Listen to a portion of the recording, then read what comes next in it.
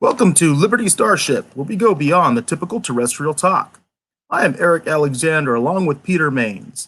Together, we are your crew and invite you to join us on the journey to discuss politics and current events. And before we actually get into any of our daily distractions or news briefs or anything like that, we did want to do some house business, and we wanted to talk about our new Teespring account. For those of you that are not aware, Teespring is a on-demand printing site that allows creators to go ahead and make things like t-shirts, mugs, tote bags, all sorts of different products. And in fact, Pete, you have a couple of the products to display right now. Could you tell our viewers about that? Yeah, I do. As you can see, I'm wearing our, I guess it's gunmetal gray t-shirt. This is the tri-blend tee. There's also a V-neck if you prefer that. I have one of those in navy blue that looks really good. I'm drinking out of the Liberty Starship official mug, and I'm wearing my Liberty Starship socks, but I'm not flexible enough to show those right now. So if you could throw up the store. Yeah, if you just go to teespring.com/store/liberty-starship, and if that's too long to remember, just go to libertystarship.com, and the link is there on the website. But you And can see I have the direct link right there as well, which is teespring.com/store/liberty-starship. Yeah. So we have the t-shirt, the tri-blend tee, which is what I'm wearing. I have the dark gray. You have the socks. I like the dark blue. You have a classic t-shirt, the mug, the V-neck, the premium hoodie, and then the premium V-neck. Oh, so you have the women's and the men's V-neck. So that way we have something for everybody. We don't have children's sizes yet, but we're looking at designs. Maybe like the wraparound will look kind of cool. So I do think the shirt that you're wearing right now looks excellent. So thank you. I think it came out really well. Yeah, and we do keep these at a minimum. We do make a couple of dollars off each thing, but this is not a big money maker for us. It's just about promoting the site and putting out cool shirts. And this is a great way, folks, for you to support our channels, to support what we're doing here, because you actually get something for it. So I'm a big advocate of that. A lot of times when you see a lot of these different ways that channels fundraise, quite frankly, you don't get a whole lot out of it. Nothing tangible for sure. But in this case, you get something tangible, and you're also out there promoting the show with our logo. I think it's a great logo. I think it's eye-catching. So it really helps us out if you get some of these products. Absolutely. Now, you had a couple of things that you wanted to share, some news items, and this ties into last week's show, doesn't it? Well, the first thing, I do have a daily distraction. I know okay. Sometimes Getting those are hard. Ourselves. Well, sometimes those are hard to find right now. As we've mentioned, there's a lot of hard news. So it does get difficult to find these. But more and more, what I'm trying to do is go back to the original intent of daily distractions, which is to find sort of the spin. The news content itself may be valid, but the spin is what I'm talking about, and how it can be distracting from what I think the real story is. And this article actually came out right after our last show. This came out on the 12th of May. And this is a Newsweek article. And it's kind of funny because it's very topical now, because Arizona is basically back open. Officially, Arizona's back open. In fact, I think gyms are kind of like the last thing. And I think gyms were allowed to open today, if not last week. But I am aware of several gyms that have opened today in Arizona. So this is back open. I got an email a couple days ago. I don't think mine is, by the way, which I have to look into that, because I'm a little upset about that. And I'm like, hey, why am I paying you guys if you guys are allowed to open and you're not going to open? Why am I paying for you guys? Because personally, I wanted to support them. I didn't cancel my gym membership because I did want to support them during the close down, because they were forced to close. But if they choose to close, well, this actually gets into this article here. So it says, the headline reads, hundreds of Arizona business owners sign a letter saying they won't reopen as it's, quote, too soon. And it says more than 250 business owners in Arizona have signed a letter stating they will not be reopening their doors to the public despite having been given the go-ahead to do so, fearing it is still too soon due to the coronavirus outbreak. Businesses ranging from restaurants, retailers, and salons said that while they are desperate to return to normal, the number of coronavirus cases in the state and across the U.S. mean that things are not normal. Quote, we feel proceeding cautiously with the reopening of businesses will worsen human suffering in our communities and prolong the negative impact this pandemic is having on small businesses and the economy, unquote. The letter posted on the Too Soon Arizona website states. Now, I am not familiar with Too Soon Arizona. I don't know who backs this. I don't know where the money comes from.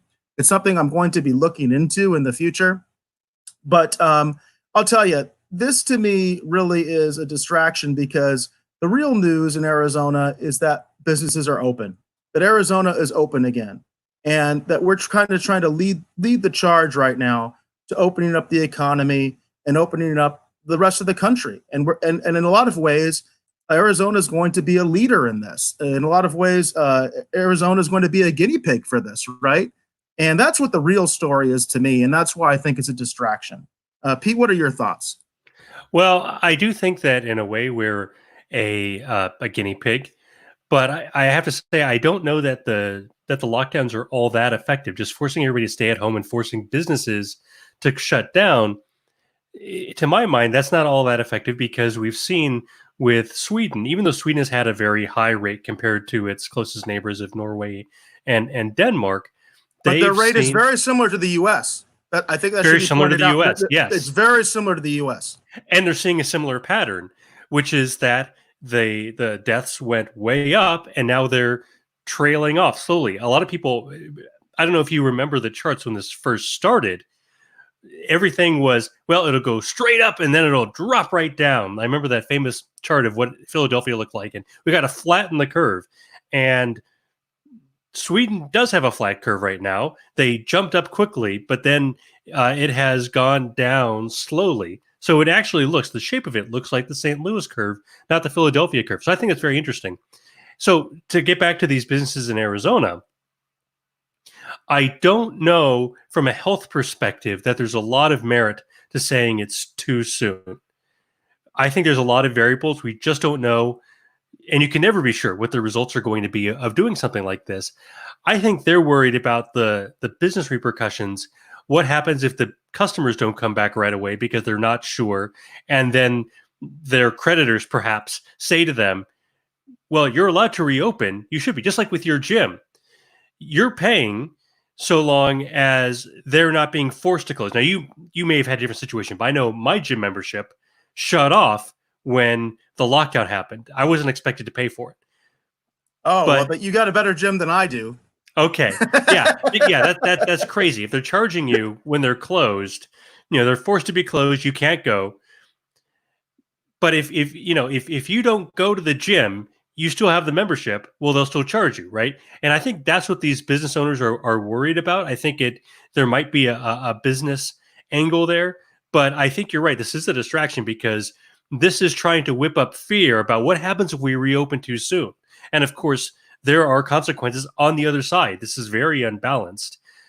It's like saying, I don't know if you've seen similar articles to this where they've talked about, oh, people are being ordered back to work, forced to go back to work and not take unemployment benefits. Yeah. And so somehow I have seen articles like that. Yep. Yeah. So somehow the fear is we won't send people back, that we will send people back to work. They won't get their unemployment benefits and they'll die at work. And I don't think there's a real understanding of what's going on here, which is when people aren't working, we're not producing. Somebody has to produce the food that you put on your table. We don't have 6 months of food stockpiled to feed everybody in the United States. And the fact of the matter is, when we talk about that, grocery workers have been having to work in many instances without any personal protective equipment, without so much as a face covering or gloves, because especially early on, I saw that rampant at my grocery store. So to me, that doesn't make a lot of sense. It just doesn't. I will say this: when I went out, I decided to go out. Monday was the first time that I was able to go to a sit down restaurant. I actually went to an Olive Garden. That's the closest restaurant to my house. I can walk there very easily. And everybody, all the servers were wearing masks. They were wearing gloves. They were being very careful. Olive Garden doesn't have that ability. At least the one by me doesn't have like the very classic booth style seating. So what they did is they did a lot of spacing. So like each section, which normally would accommodate, let's say 5 tables, would have like 2 or 3. You know what I mean? That were actually allowed to be occupied. The rest were shut down. It was very much like a ghost town, but an intentional ghost town, not for lack of business, but because of the way that they are spacing people. Then later in the week on Friday, I went to a Denny's, and Denny's actually had they basically closed down the tables. The booths are open, but they have those like plexiglass shields in between the booths, which I think is also responsible. All the servers were wearing masks. They were wearing gloves. To me, it's not about a 0 point. It's about mitigation. We know that people are still going to get infected. That was going to happen anyway because we still had grocery stores open. We still had hardware stores open. People were still going out. In fact, I don't know if you saw, there was a big street party in Florida where there were arrests made recently and things like that. People were still going to do things. So what we have to do is mitigate, and we have to get people into a behavior that is going to help us keep that curve flat and things like that. Because I think right now what you're seeing is a lot of quarantine fatigue, and people are starting to go out. They're getting restless, and we're talking about civil disruptions and protests and all those kinds of things. And that's not good. It's just not good. That doesn't help the situation in any way, shape, or form. Yeah, you're right. I think we all feel restless. I know I feel restless. Even wanting to talk about, how much do we want to talk about coronavirus tonight? I think we're all just sick of it. I love numbers. I love charts, but I am so over it. And I want to point out something you said very early on in this podcast. I don't mean tonight, but like the first week we had this podcast, you said there's a danger of both underreacting and overreacting. And I wasn't really sure what you meant. I know you had the experience as a first responder, but I wasn't quite sure what you meant. And now I know exactly what you mean. We're shutting down businesses.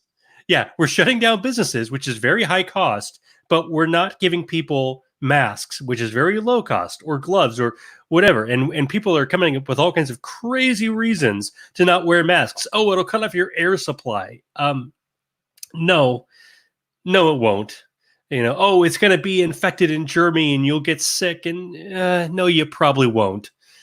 But people are just losing their minds. They want to do something. They want to add something to the conversation, I think. And they're just going bonkers.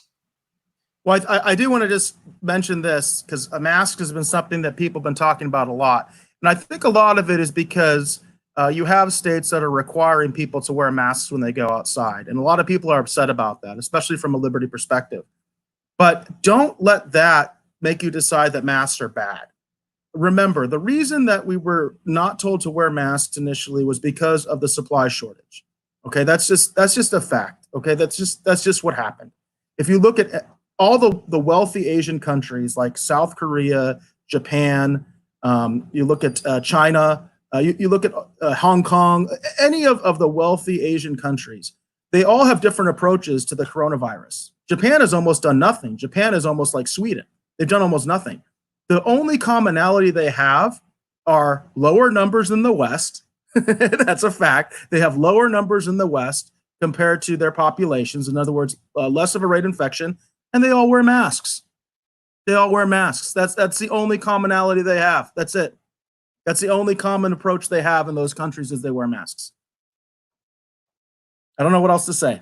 So, well, yeah, you brought up the peer-reviewed research at the very beginning that we've done studies on this. This isn't the first time there's been a disease like COVID-19. This isn't our first rodeo. And so there's been research. How effective are homemade masks? And the answer is not 100% effective. It doesn't have to be. The point is, it will do something. It will make you safer. It's a very inexpensive thing that you can do to make yourself and the people around you a little safer when you're in confined spaces, especially, and out in public. If you're at home, okay, everybody around you that you live with, if you have it, they already have it. But the scientific research says that masks absolutely can make a difference. And if you're a carrier and you don't know if you have it, it could mean the difference between life and death for somebody else. Absolutely. Absolutely. Now, Pete, did you have any news briefs for us today? I don't want to go on. I just want to note the top story on Fox News right now is that the president has been taking hydroxychloroquine, and That I'm should not have been a even. distraction. That should have been a distraction right there. Oh, I don't know. I just went on to WebMD here to see what are the side effects of hydroxychloroquine. Uh, Inability to move the eyes, headache, fever with or without chills, seeing things that are not there, so he could be hallucinating, feeling that others can hear your thoughts. I mean, we can. He puts them on Twitter, but fast pounding, uneven heartbeat, dizziness or fainting. So these are the kinds of things that are present. Oh, and diarrhea. So these are the kinds of things that the president can look forward to in the coming weeks. Oh. But I think we don't need to pound that in the ground. We all know what the president said about hydroxychloroquine. Yeah, that's definitely a popular story right now. There's no denying that. Let's see. I think I have at least one more uh, news brief here. Although a lot of these actually relate to one of our main topics today, so I kind of have to filter this. Oh, I know what I wanted to talk about because we need to follow up on last week, and we need to talk about Amash because we had a whole main segment about that, and as we were talking off the air, I wasn't even aware that he was out of the race until very recently. So we were also speaking about Twitter. Well, speaking of Twitter, this is right off of Justin Amash's Twitter. This is the thread where he does announce that he is not going to be running. It says, "Thanks for your support. So I've been exploring to run for president as a potential nominee of the Libertarian Party. I spent nearly 3 weeks assessing the race, appearing in media, talking to delegates and donors, watching the Libertarian Party's convention plan unfold, and gathering feedback from family, friends, and other advisors. After much reflection, I've concluded that circumstances don't lend themselves to my success as a candidate for president this year, and therefore I will not be a candidate. This was a difficult decision for me, especially having seen grassroots supporters put so much effort into this campaign. It's been humbling and awesome. By the way, one of our last guests, Jacob, he was one of those supporters. He was someone who went over to the Libertarian Party specifically to support Amash. Says, I continue to believe that a candidate from outside the old parties offering a vision of government grounded in liberty and equality can break through in the right environment, but this environment presents extraordinary challenges. Polarization is near an all-time high. Electoral success requires an audience willing to consider alternatives. Both social media and traditional media are dominated by voices strongly averse to the political risk posed by a viable third candidate. The new reality of social distancing levels the playing field among the candidates in many respects, but it also means lesser known candidates are more dependent on adequate media opportunities to reach people. Today, most Americans are understandably more interested in what life will look like tomorrow than they are in broader policy debates, and news coverage has reflected those priorities. At the same time, fundraising challenges posed by an idled economy will hinder advertising. It says the Libertarian Party's national committee members and delegates have worked diligently to organize a national convention, but lingering uncertainty regarding ratification of online voting, the feasibility of 50-state ballot access and related legal challenges, and unity after the nomination have also weighed heavily on me. We must address these issues as a party to ensure we maximize our potential. Says I've been speaking directly to delegates about this opportunity for only a short time, but these conversations have solidified my belief that the Libertarian Party is well positioned to become a major and consistent contender to win elections at all levels of government. I remain invested in helping the party realize these possibilities and look forward to success ahead. If you aren't already a member of the National Libertarian Party, I encourage you to join me in becoming one so we can continue working toward freedom, peace, and prosperity. With appreciation, Justin. Pete, what is your reaction to this statement? Well, I think you know what my reaction is to that statement. First of all, I'm glad that I'm glad that we have somebody like Justin Amash in Washington. I think he's been a very good congressman. I've given to his congressional campaigns in previous years, and I think the world of him. I think this was probably right. You and I have discussed offline that we thought it was a big mistake for Justin to run. it doesn't seem like he would be able to have the effect that he wanted in the race. In fact, I'm not sure that the Libertarians in general can have any positive effect in the race this year, because Trump has sort of locked up his base of supporters. And well, I do want to say that I do think Amash would have been the one Libertarian candidate that would have actually gotten some of this media attention that he's talking about. We talked off the air that I think Congressman Amash is talking out both ends of his mouth a little bit, because he's saying, well, for instance, it's right there. I mean, I'm using his own words. These are his words straight off of his Twitter. And he's saying he's concerned about things like fundraising, media attention.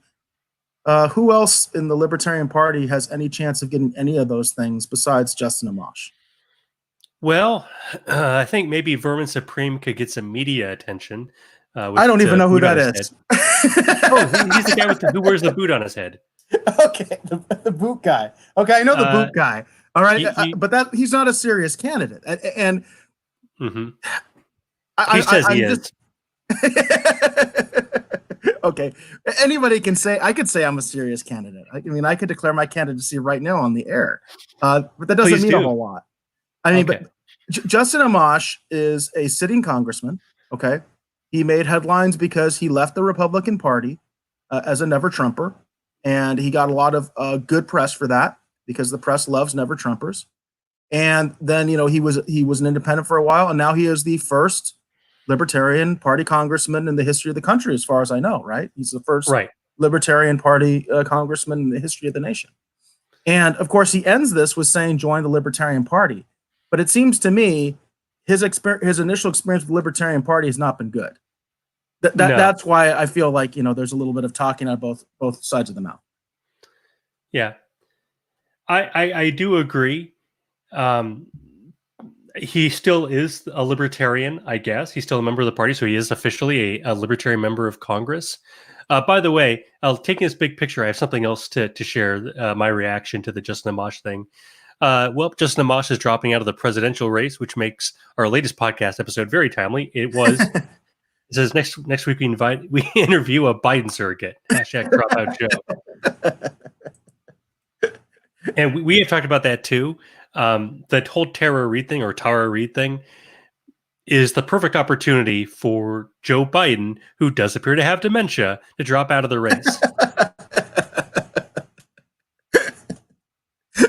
Oh, that's too funny. So we'll see if we can get a Biden supporter on next week. I've put out some feelers. Well, speaking of dropping out, one thing we never followed up on either was we had mentioned, or you had mentioned actually, because I didn't know, I had to research this, that Jesse Ventura was looking into becoming the Green Party nominee. And then like the very next day, he's like, nah, I'm not going to do it. And he was creating some real buzz for the Green Party. And then he just was like, nah, I'm not going to do it. So it's kind of interesting because Amash and Ventura, I think, would have been interesting. If they had been in the race, I really think they would have been interesting. And they definitely would have been good for the show to talk about them. So. Right. And Ventura, whatever you think about him as a person, I mean, obviously he has a lot of baggage, but he is a former governor. And so I think you do have to take him seriously to some degree. And he's doesn't really fit in perfectly with the Greens. He doesn't fit in perfectly with the Libertarians. He is very much an independent thinker. So I think you're right. It would have been interesting because who is he siphoning votes away from? Is he taking people off the sidelines? Is he taking people out of the Biden camp, out of the Trump camp? I honestly don't know.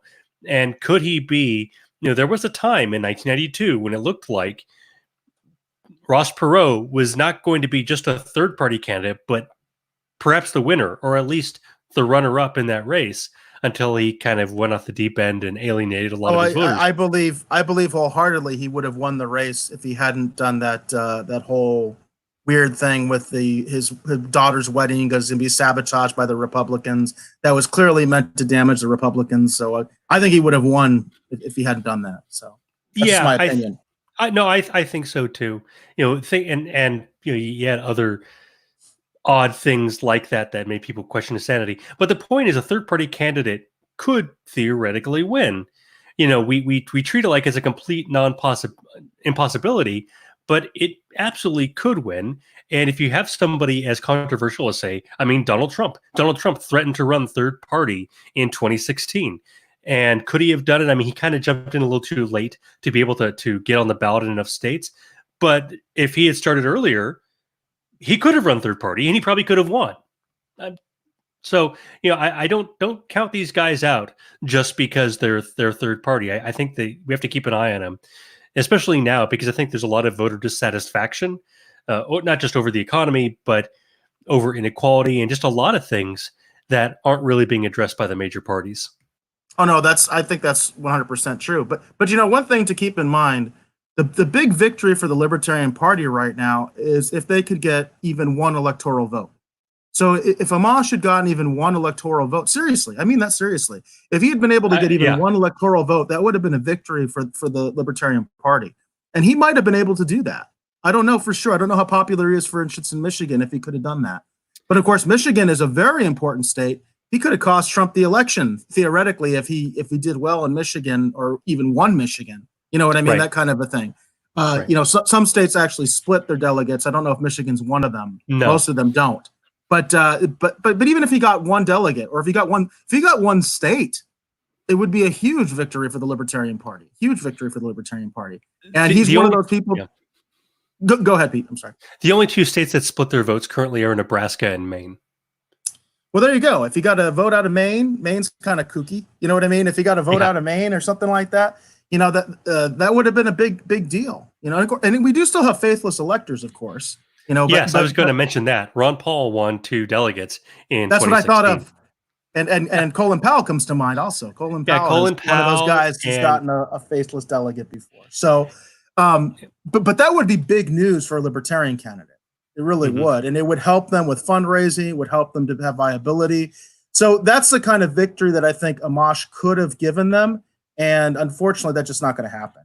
And I do want to share this because I shared it on on our actual official Twitter, because I think this kind of sums up my personal opinion of what happened here.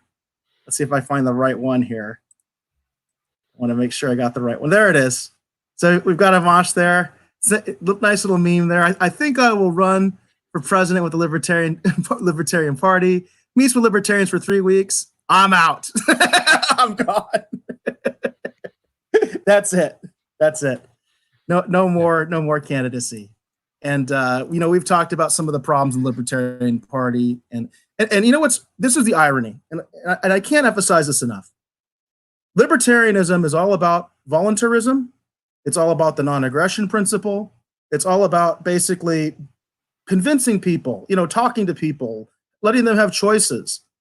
And so often, my experience with big L libertarians has always been they're incredibly exclusionary.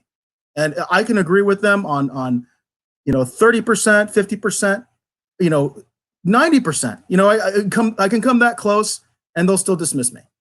And that's, I think, the biggest problem with the Libertarian Party. And I think that's why Amash isn't running. That's just my opinion. Yeah, I agree. Well, I'd like to move on since I think we've covered that, and we do have 2 other really big topics we want to get to.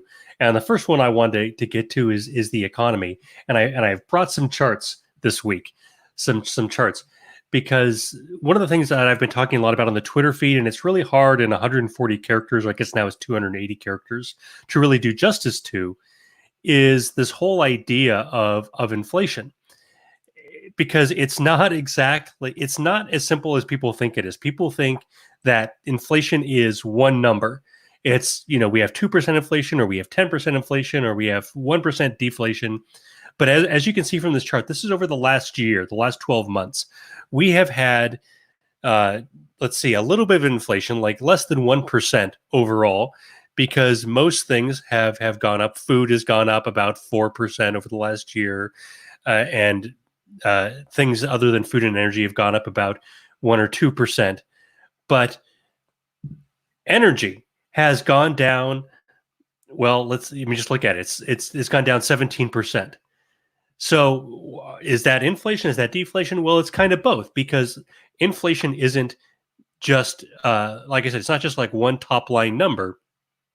Inflation is the creation of money. If you read say Hazlitt or The Economist, it means the the creation of money, and deflation is when you start decreasing increasing money by destroying credit. So that's exactly what happened here with the energy industry, where suddenly the bottom drops out because demand drops out, and you have all these businesses that are having to default on agreements, and so that's a general price decrease, and it may be related to actual deflation. We can expect to see deflation because we're going to expect to see bankruptcies and things like that over the coming year. But just to give you an idea of how uneven inflation can be, for the past 20 years, the price of beef has gone up steadily. It's about doubled over the past 20 years.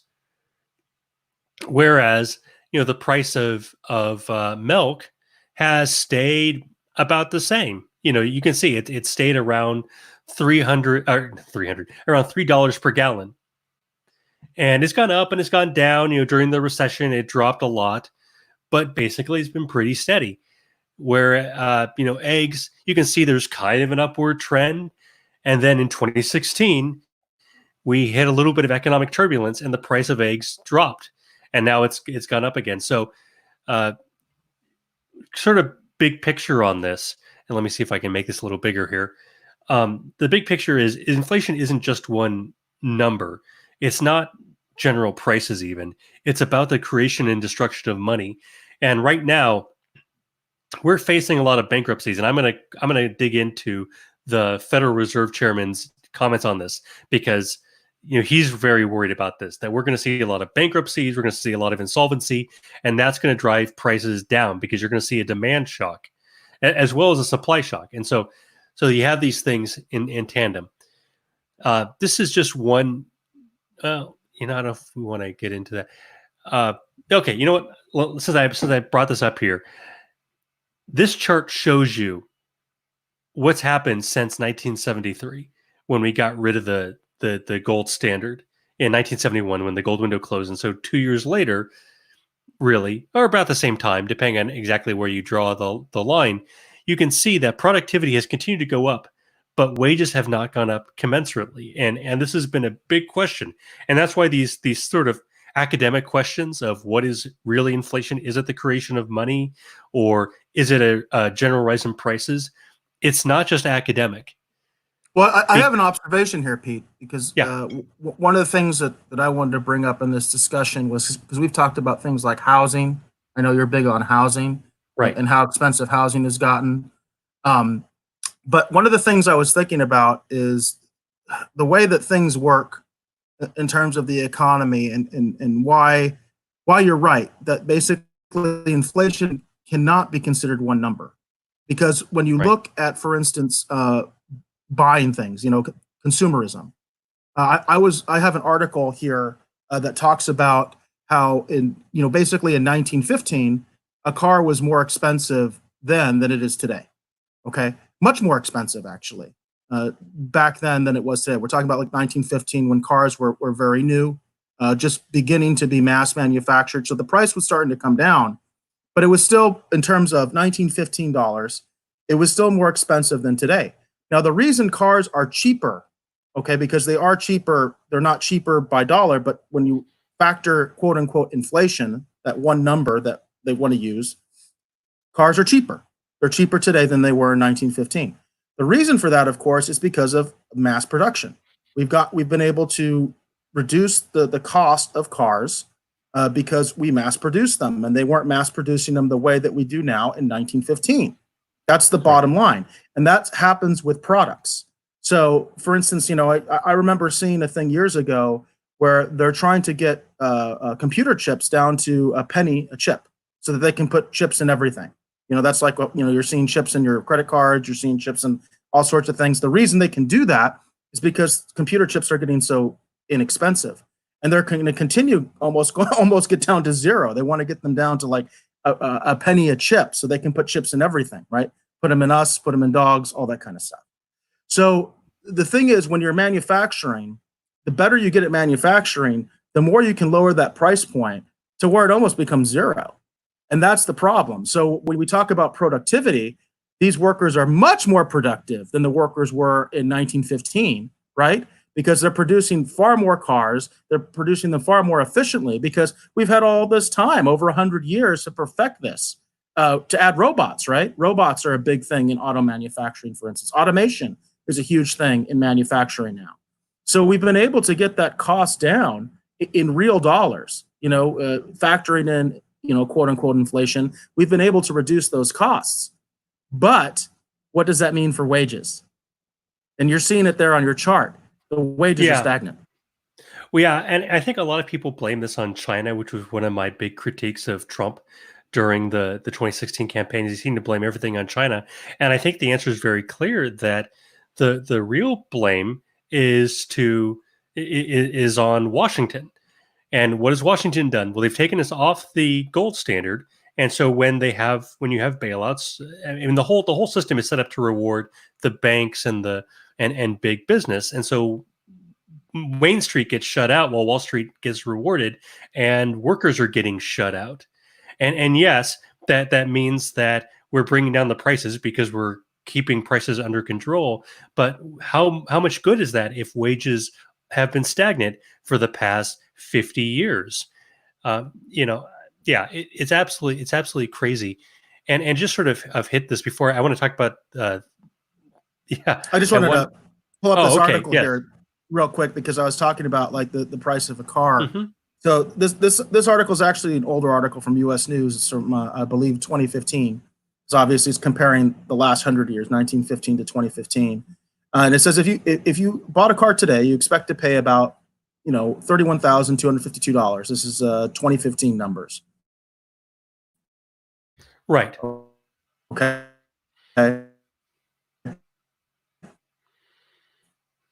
But the factoring inflation, that would be $46,879 today. So you can see that's a very significant difference when we're talking about a vehicle, buying a car, which of course is still a major purchase today. So buying a car in 1915 was actually cheaper, more expensive than buying a car in 2015. And then in contrast, because we talk about housing a lot, you talk about housing a lot. Mm-hmm. It says today the median home value in the U.S. for a house is $177,600.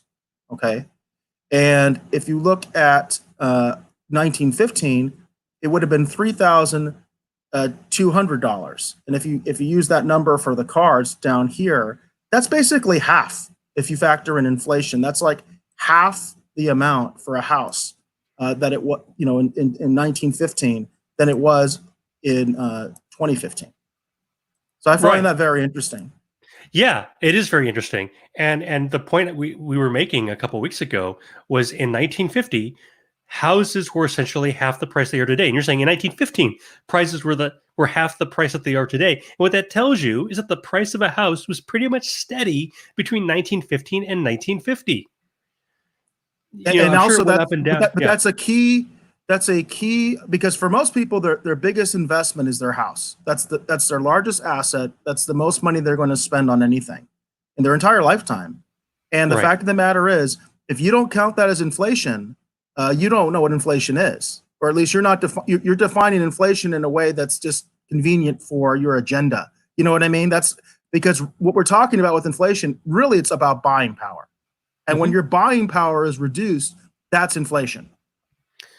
Right. That's where the rubber meets the road, because this theoretical talk of, well, it's just the creation of money or it's the destruction of money, until you see it in your wages or in the price of milk, it doesn't have a big impact on your daily life. It may have an impact on inequality and other things, but it doesn't have a big impact on your daily life. So I think this is something we really need to keep an eye on.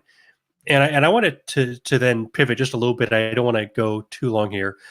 Talk about how this isn't. We are seeing a demand shock right now, so we could see deflation. There are deflationary forces, and the Federal Reserve right now is trying to do everything they can to pump as much money, trillions of dollars, into the economy to keep deflation from happening. And I think it's fundamentally a misunderstanding of why deflation is bad. Deflation isn't bad because prices are going down and people start hoarding money. Deflation is bad because it means that people are defaulting on their loans and businesses are insolvent and people can't make their payments on their car or their house. Those are real things. And so correlation, as they say, is not causation. They may be you can get the causation backwards. And I think to a large degree, mainstream economists have done this, that they view deflation as the cause and not the symptom. Mild deflation, as we had in the 1880s, didn't kill the economy. Mild inflation, as we've had now for, well, decades, doesn't kill the economy. If so long as prices are relatively steady, people can plan around that. But if you go Weimar or you go Zimbabwe and suddenly prices go through the roof, then you can't plan. Now your money is worthless, and it makes it hard for people to do business. So it really kills the economy. And as Jerome Powell said on it was a couple of days ago in an interview, he said, and I thought it was very poignant. He said, when a small business goes under, this is generations of work. Think about that. Generations of work. It's not just numbers on a spreadsheet. It's somebody's life and their livelihood. And, the ideas they had and the sacrifices they made. So I was gonna talk about, some more economic numbers, but I just want to talk about his comments, because I like I said, it's very. I have a poignant. big one right here. Okay. Here. This is from CBS News, from a recent interview that he did, and this is something that I just felt we had to talk about, because we've talked about this on the show before. And so right here, they're talking about Powell told us the economy will shrink dramatically in the second quarter, April, May, and June, at an annualized rate of around 30%. This past week, the Labor Department reported a total of more than 35 million Americans have lost their jobs so far. The unemployment rate will be historic. So the interviewer says, "Are your people? I think it's what are your people projecting? 20%, 25%." And Jerome Powell responds, "There's a range of perspectives, but those numbers sound about right for what the peak may be." And interviewer says 25% is the estimated height of unemployment during the Great Depression. Do you think history will look back on this time and call this the second Great Depression? Powell's response: "No, I don't. I don't think that's a likely outcome at all. We had a very healthy economy 2 months ago. Our financial system is strong. You have governments around the world and central banks. Central banks are rescuers, folks, are rescuers. Central banks around the world responding with great force and very quickly, and staying at it." So I think all of those things point to what will be. It's going to be a very sharp downturn. It should be a much shorter downturn than you would associate with the 1930s. The key thing I want to focus on here, because I think, Pete, you and I have emphasized this is incorrect. This idea our financial system is strong. This idea that basically everything that's happening right now, all of our problems are because of the coronavirus. This is wrong. This is wrong, folks. I do not believe this. And I think if you are an objective human being who looks at things, you can't believe this either. There are fundamental flaws in the economy. There are fundamental flaws in our monetary system that are contributing and making this mess even worse than it should be. I feel very strongly about that. And it gives me, it really concerns me that the head of the Federal Reserve, and listen, you see my picture here. I'm an audit the Fed guy. I'll tell my bias to all of you. I am an audit the Fed guy. I am not a big Fed guy. I proudly wear End the Fed shirts at political rallies. Okay, so my bias is there. But the idea that everything was just great and there were no flaws in our economic system, and all of a sudden it's just Corona, that to me is bull. What do you think, Pete? Well, if you could throw up the latest chart that I just put up here. So the little bit of black you see at the bottom is AAA bonds. This is all corporate debt in the United States as of the end of last year. You have a little bit of AAA, and you have a little more AA, and then single A, but the most common type of debt is triple B. And you can see that's been growing since 2008. And what that means is that a lot of corporate debt out there is just above junk status. And this is what we've been warning about, that there is the great potential, and Jerome Powell has even said this, there's the great potential for bankruptcies, for, as he said, a wave of bankruptcies that will leave a shadow over the economy. And I don't think people, I think people heard him and they said, okay, he's taking it very seriously. He said he's prepared to do whatever it takes. But I don't think Wall Street has really grasped how serious this is, because we did have this bubble before. Bob Schiller last September was saying the housing market is in trouble. This article comes from August of last year, and we could see that corporations are over leveraged, that their debt is at junk level status. And so, yeah, that's one thing that I have to say I did disagree with Jerome Powell on Sunday night on 60 Minutes. He said, this isn't like other recessions. There was no bubble to pop. It was just an external event. And it simply isn't true. I think he said a lot of the right things. That's my big issue. That's my really big issue, and gives me a lot of concern, quite frankly, a lot of concern. Yeah. And just the one more thing. Well, he did say that he was concerned about the debt, which I think is very strange given his position, but he doesn't get, as he said, he doesn't get to advise Congress or tell them how much or how little to spend. Fine. He thinks that we need to bring the national debt down to 100% of GDP, which is still quite a bit. If your GDP is $20 trillion, yeah, that's crazy. I mean, that's crazy. Yeah, absolutely, it's crazy. But one thing I think he got absolutely right, that he absolutely nailed, was, and he said this in several different ways, so I'm just paraphrasing here, but he kept hitting it over and over again. This recession will hit the poor the hardest. If you are making, say, $15 to $20 an hour, your unemployment rate isn't 15% right now, it's 40%. And that is sort of hard to grapple with. It's sort of hard to imagine 40% unemployment for a large swath of Americans. Yeah, that's crazy. Obviously, we are not advocates of a huge national debt, and I'll say it. I'll say it to anybody that asks me. One of my biggest disappointments with Trump has been the way that he has accumulated debt. He doesn't have any notion of reining in debt. That's why I support people like Senator Rand Paul. I support people like Congressman Massey and even Amash. I have issues with Amash, but I still support him because he's one of the few people that's actually fiscally conservative. So, fiscal conservatism, in a lot of ways, it feels like it's dead as a mainstream issue right now. And that's really sad to me. I was watching Stephanie Kelton. I don't know if you know who she is. She's a professor at Stony Brook, and she was Bernie Sanders' chief economic advisor during the campaign. She has a new book coming out. I plan to read it just because I want to know what she thinks. But I could not believe, I was watching an interview with her this week where she was just heaping praise on President Trump. And she said, hey, he calls himself the king of debt. He understands it. The national debt doesn't matter. Deficits don't matter. That we can print as much money as we need to, and there's no risk of inflation. And well, that's just her opinion.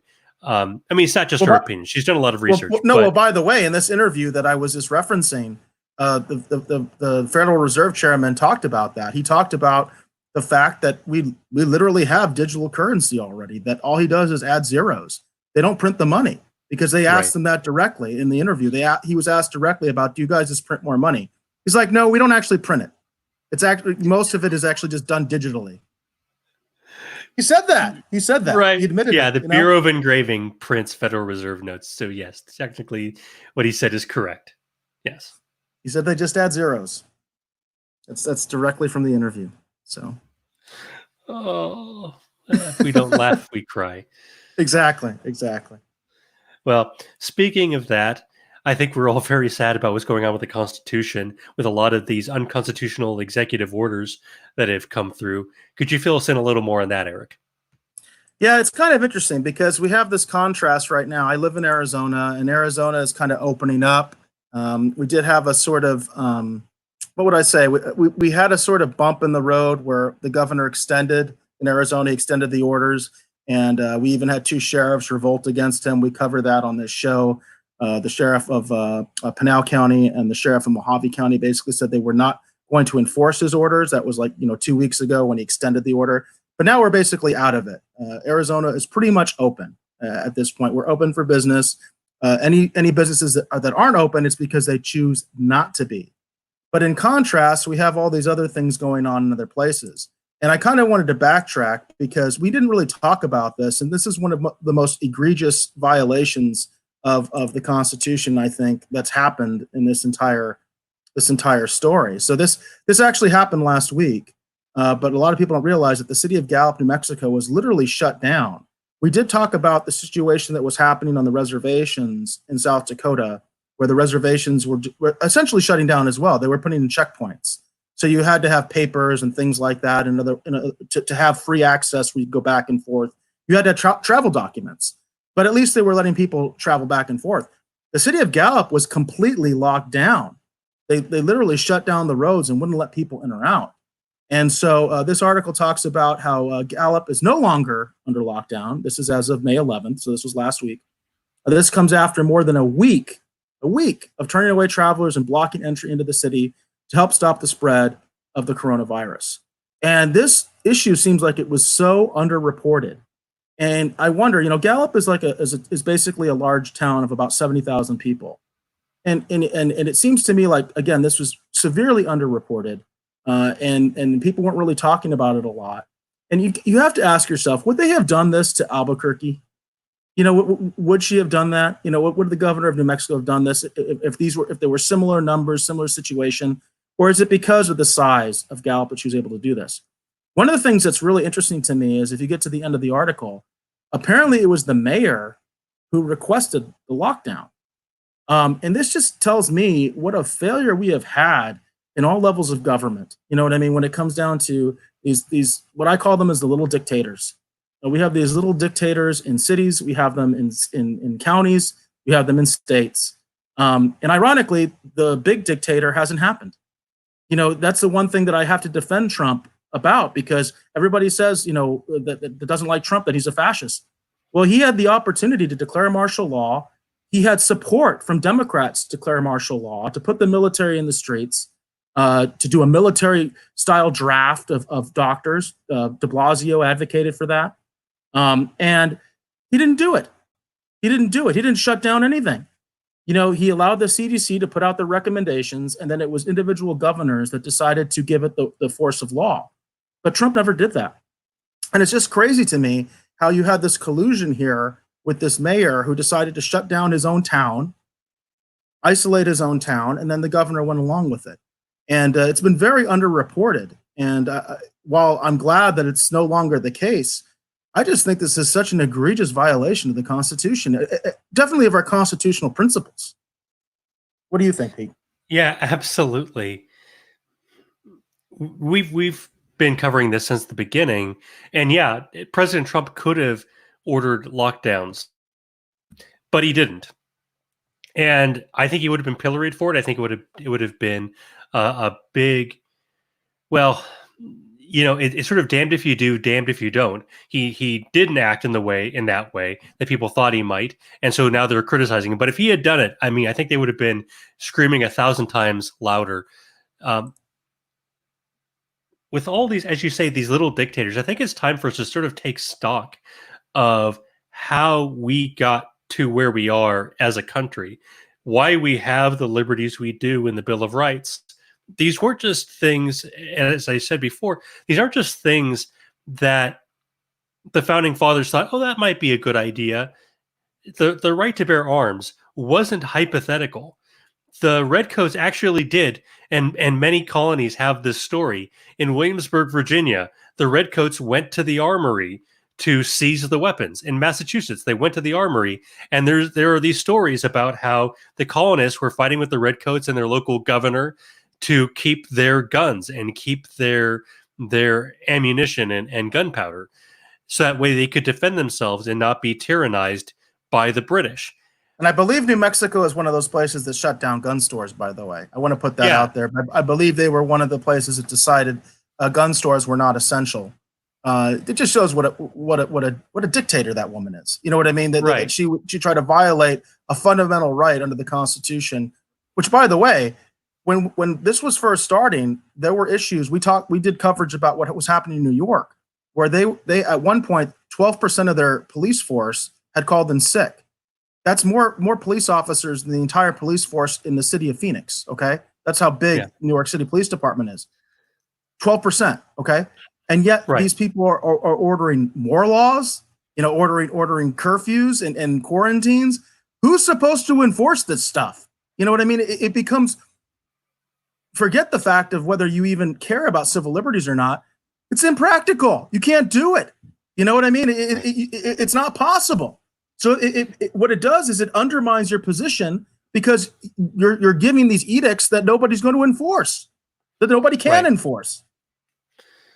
Right. And we've kind of been ahead of the curve on this because the Liberty movement in Arizona considered a constitutional county in Navajo County where we would work to get a sheriff elected for precisely this reason.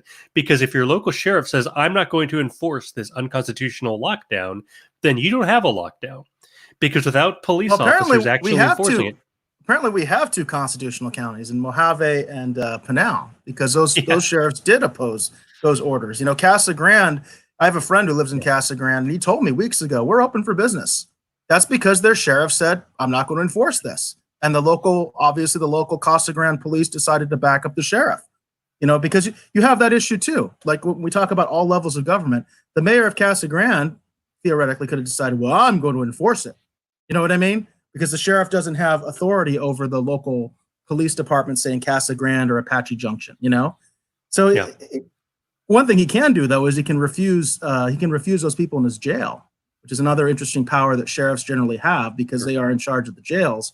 So he could say, you know what, this is the charge? Nah, not taking this person. Not enough space. Because sheriffs always use that. Not enough space, medical issue, whatever. They can use all sorts of excuses. Gone through that many times on legitimate arrests, quite frankly. So, so they have all sorts of leeway when it comes to who they're going to accept in their jails.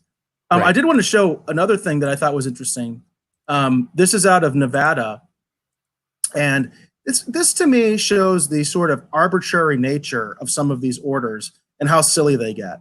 So one of the things that happened very recently, this article is dated May 15th, and this is from the local news in Las Vegas, Channel 3 NBC affiliate. And it says, casino restaurants allowed to reopen in Nevada. And what I thought was so interesting about this was, if you go down and you look at the regulations. So regulations put forth by the state gaming board are set to begin before a customer even steps foot in the casino restaurants. If the restaurant does not have a separate entrance from the casino, Nevada gaming officials want the details on a plan to get customers, quote, to enter the restaurant from inside the property without traversing the gaming floor. This is the stupidest thing I have ever heard in my life. The gaming floor is closed, okay? Whether you can walk on it or not, the machines don't work. There's nobody at the tables to gamble or anything like that. Children can walk through the gaming floor, and that's fine at this point because the gaming floor is no longer a gaming floor.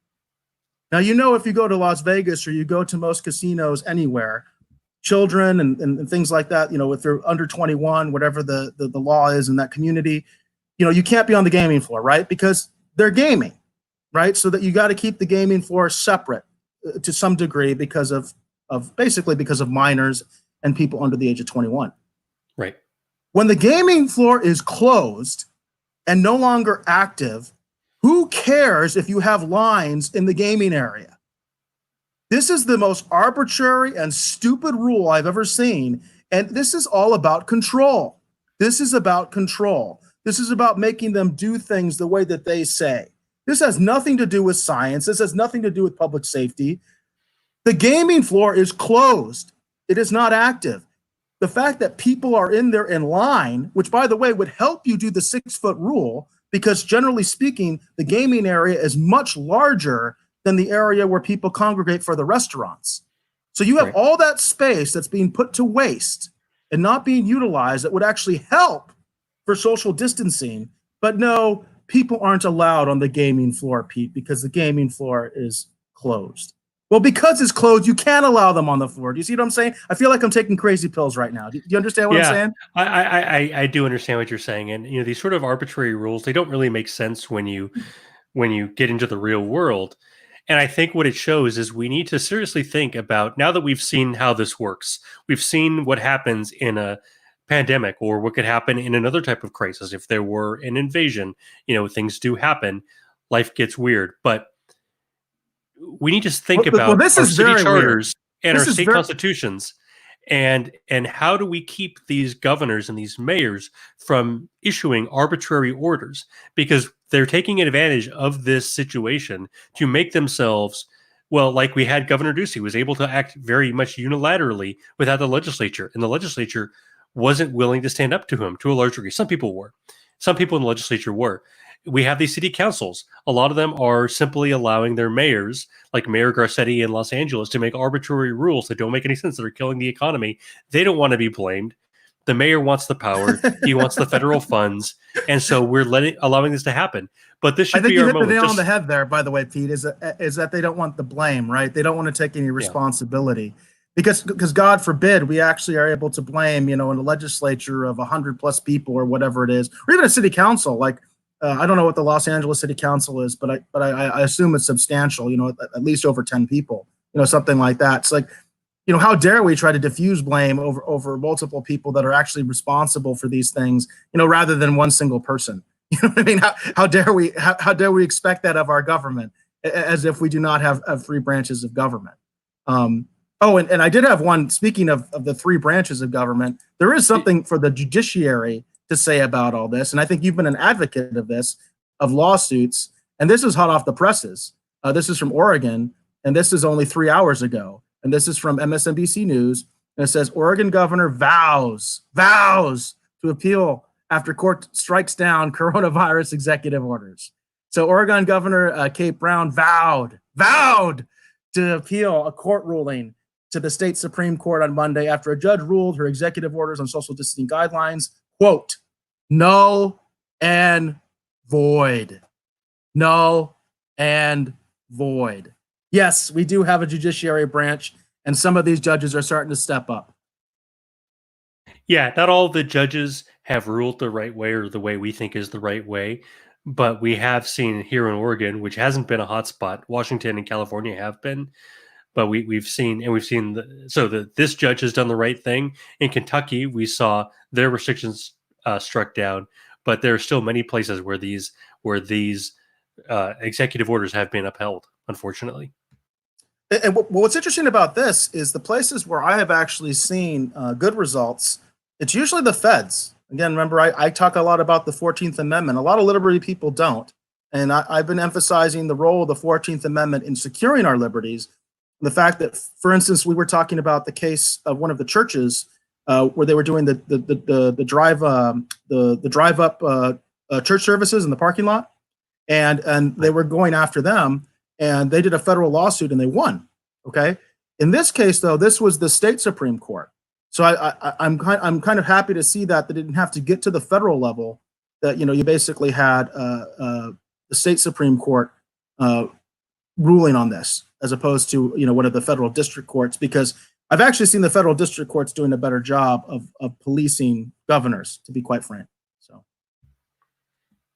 all right, hopefully there are more of these lawsuits. Hopefully these executive orders are rolled back. Well, we've had a very jam-packed episode today. It's been a little bit unconventional. We haven't done things in exactly the same order as we normally do, but we've hit the big issues of the day. So with that, I'm ready to sign off. My name is Pete Maines. I'm here with my co-host Eric Alexander, and until next week, you keep flying free.